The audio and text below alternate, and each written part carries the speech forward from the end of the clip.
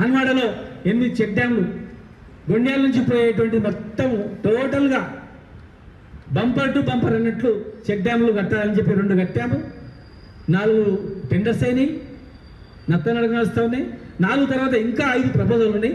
ఈ మొత్తం కట్టినట్లయితే వేపూరు, రామన్నపల్లి వేపూరు నుంచి పై వరకు టోటల్గా చెక్ డ్యామ్లో 340 రోజులు నీళ్ళు ఉండేట్లు ఉంటుంది. అత్యంత అద్భుతంగా కనిపిస్తుంది, సరస్సు మాది కనిపిస్తుంది. కనుక ఎలక్షన్స్ అయిపోయిన తర్వాత నేను ఇంకా 3-4 నెలల తర్వాత, సంవత్సరం తర్వాత మాట్లాడదాం అనుకున్నా. కానీ నా మీద ఎమ్మెల్యే గారే మంత్రి గారికి సార్ ఇది 99 ఏళ్ళు మాజీ మంత్రి తీసుకున్నాడు సార్ అని చెప్పడం చాలా బాధ కలిగింది నాకు. నిన్న సాయంత్రం మా తమ్ముళ్ళు, మా ప్రెస్ మిత్రులు ఫోన్ చేస్తే నాకు చాలా బాధ అనిపించింది. నిజంగా కళ్ళకి నీళ్ళు తిరిగినామంట రాత్రి. అరే ఇంత డెవలప్ చేసిన తర్వాత, ఇంత నేను అభివృద్ధి చేసిన తర్వాత స్టేడియంకి పోతే నేను కనిపిస్తలేనా? బ్యానర్ దించేయడం ఏంటి? వెంకటేశ్వర స్వామి గుడికి పోయినా ఇలా వెంకటేశ్వర స్వామి గుడికి వెళ్తే ఆ వెంకటేశ్వర స్వామి గుడి దగ్గర పూజలు కళ్ళ నీళ్ళు పెట్టుకుంటూ ఉన్నారు, బాధపడుతూ ఉన్నారు. మా గుడి పని చేసినాడు మీరు వచ్చి కరెంట్ ఇప్పించి ఆదుకున్నారు సార్. బయట బ్యానర్కి వెళ్తే అన్ని బ్యానర్లు ఉన్నాయి, మీ బ్యానర్ మున్సిపాలిటీలో చించేసి ఇస్తారు. పూజారులు బాధపడ్డారు.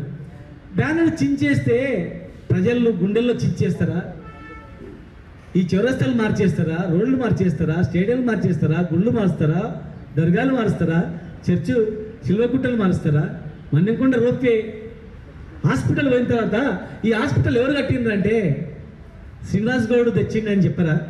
శ్రీనివాస్ గౌడ్ స్లాబ్లు వేసిండు, గోడలు కట్టిపోయిండు, ఇప్పుడు వీళ్ళు ప్లాస్టింగ్ చేపిస్తున్నారు మెల్లగా అన్నారా? మీరు మంచి పనులు చేసిన మీరు హర్షిస్తాం కదా. 2.5 ఏళ్ళు మీరు ఎమ్మెల్యే పోయిన తర్వాత మీరు ఏం చేసిండ్రు మీరు చెప్పండి. ఇప్పుడు మళ్ళీ 5 ఏళ్ళు ఎమ్మెల్యే చేయండి. ఈ పనులు చేస్తే కూడా మంచి పేరు వస్తుంది కదండి. ఎందుకు చెప్పండి? పబ్లిక్ ప్రశాంతంగా ఉండాలి అని మేము కోరుకుంటా ఉన్నాం, మంచిగా ఉండాలి అని కోరుకుంటాం, మామూలు బాగాలని కోరుకుంటున్నాం, మామూలు మంచిగా కావాలని మేము కోరుకుంటున్నాం. రాత్రి నవ్వాలని ఎక్కడ పోయినా మామనార్కి ఏ రోడ్డు తీసుకుపోవాలి, మామనార్కు ఏం పార్క్ తీసుకుపోవాలి, మామనార్కు ఏం వస్తుంది, ఏం చేయాలి అని రాత్రి పగలు కలలు కానీ కష్టపడి రెక్కలు బొక్కలై ఒక్కొక్కసారి 3 సార్లు 4 సార్లు తిరిగి హాస్పిటల్లో పడ్డారంటే పోయి పట్టుకించుకొని 2 సంవత్సరాలు కరోనాలో కష్టాలు చూసినా, కరోనాలో చావులు చూసినా, డాక్టర్లు చనిపోతే కూడా ఎవరైనా పరిస్థితి చూసినా, రేపు భవిష్యత్తులో నా మహబూబ్ నగర్లో ఎవరు చనిపోవద్దు, ఏ వైరస్ వచ్చినా ఎంత తట్టుకునే శక్తి ఈ హాస్పిటల్కి ఉండాలని ముఖ్యమంత్రి గారిని అడిగి నేను ఒక హాస్పిటల్ ఉన్నాక ఇంకో హాస్పిటల్ ఇవ్వరు, కానీ ఒక హాస్పిటల్ ఉన్నాక మరొక హాస్పిటల్ ఇచ్చిన 1000 పడకల హాస్పిటల్ ఇచ్చినానండి. నేను కట్టిన 1000 పడకల హాస్పిటల్ బిల్డింగ్లు స్వాతంత్రం వచ్చినప్పటి నుంచి ఇప్పటివరకు మహబూబ్ నగర్లో అలాంటి బిల్డింగ్ ఒక్కటి చూపియండి. మెడికల్ కాలేజ్ బిల్డింగ్లు ఒక్కటి చూపియండి. ఇన్ని కేజీవీబీ స్కూల్ కట్టినాం, చూపించేయండి. 125 కోట్లతో మైనార్టీ స్కూల్ తెచ్చినాం, కంప్లీట్ చేయండి. బీసీ ఎస్సీ ఎస్టీ గురుకులాలకు కూడా ప్లేస్ చూసినాం, ఓసీ గురుకులాలను కూడా ప్లేస్ చూసి పెట్టినాం జియో ఇష్యూ కాగానే.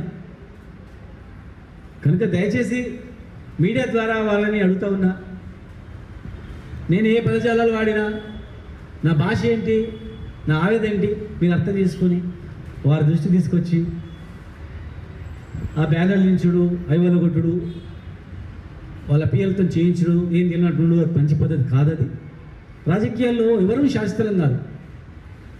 మాకన్నా మీరు రైతు బంధు ఎక్కువ ఇస్తారని, మాకన్నా ఎక్కువ మహిళలకు పెన్షన్ ఇస్తారని, ముసలి వాళ్ళకి ఎక్కువ పెన్షన్ ఇస్తారని, రైతు బీమా ఇస్తారని, దళిత బంధు ఇస్తారని, బీసీలకు ఎన్నో హామీలు ఇచ్చినందుకు మిమ్మల్ని అధికారంలో పెట్టింది. అవి దృష్టి పెట్టండి, అవి కంప్లీట్ చేస్తే మరోసారి మీకు అవకాశం ఇస్తారు. ప్రజలు ఎన్నిసార్లు అవకాశం ఇస్తే ప్రజల ఇష్టం, మీరు మంచిగా అనిపిస్తే ప్రజల ఇష్టం.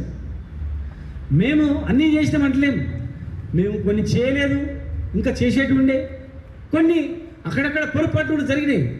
మళ్ళీ భవిష్యత్తులో భగవంతుడు అవకాశం ఇస్తే ఇప్పుడు జరిగిన అవకాశాన్ని, ఇప్పుడు జరిగినటువంటి పొరపాట్లని ఒక్క పొరపాటు కూడా లేకుండా, ఏ ఒక్క వ్యక్తి కూడా ఇబ్బంది కలగకుండా, ఏ ఒక్క కుటుంబానికి ఇబ్బంది కలగకుండా, ఏ ఒక్క వర్గానికి ఇబ్బంది కలగకుండా అవన్నీ సరి చేసుకొని ఈ మామ్నార్ అత్యంత అద్భుతంగా డెవలప్ చేయాలనే ఆలోచన తప్ప వేరే ఏం లేదు.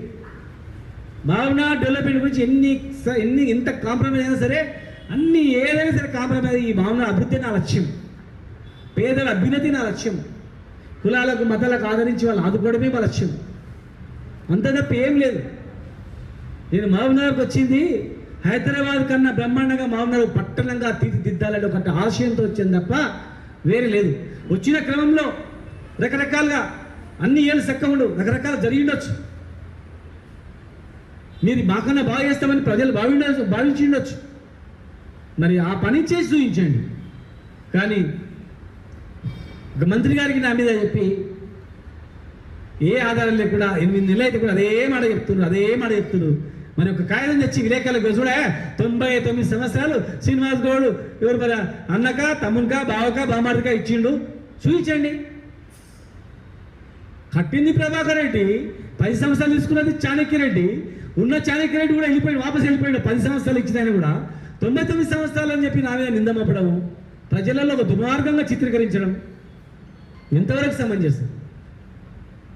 మీరు దృష్టి పెట్టాల్సింది మామ్నార్ అభివృద్ధి పైన, మీరు దృష్టి పెట్టాల్సింది నిన్ను గెలిపించిన వాళ్ళ ప్రజలపైన, గెలిపించిన నాయకులపైన, గెలిపించిన ప్రజలపైన, మామ్నార్ అభివృద్ధి పైన పెట్టి చేయండి.